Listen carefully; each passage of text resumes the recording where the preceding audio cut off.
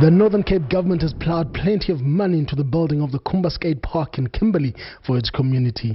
The facility has elevated the level of skating in the country, with Team SA's 4 representatives doing very well at the SA Champs at the venue in the build-up to the Tokyo Olympics. Skateboarding is a huge participation sport in the country, which is gaining commercial interest and government funding in the Northern Cape. The provincial government decided back in 2010 that for us as a Northern Cape, we need to actually focus on something else different to what other provinces are presenting, based on what we're having as a country in terms of the white space, open spaces, in terms of the sea, in terms of all the other places in the province. And that is why we have actually focused on the issue of skateboarding, and we did that precisely because we want to focus on getting young people from the streets, getting young people involved, and take them out of the social ills that they might actually be confronting in the different societies where they find themselves in. This is undoubtedly a good time to be a professional skateboarder. The inclusion of the sport at the Olympics has also broken down many stereotypes. The sport has always provided great spectator value, but it seems like there is genuine interest in getting to know the skateboarders and their community.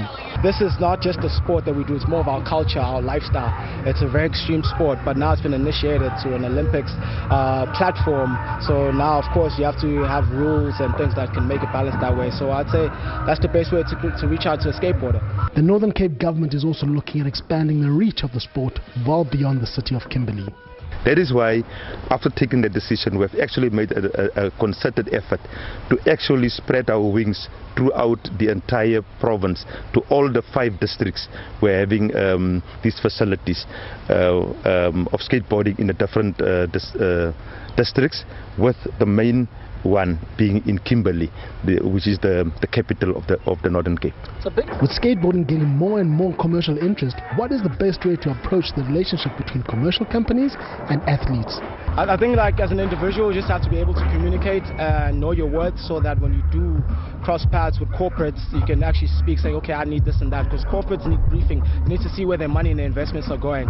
So with skating, it's still kind of new, because normally you have like skating brands that just sponsor you, but I've been tapping into the corporate side in the business, and for that I really have to be more open and speak about, okay, like, guys, I need this for this budget to generate this type of revenue, and then this is how you'll make your money back through my followings or my social media outlets that they can get.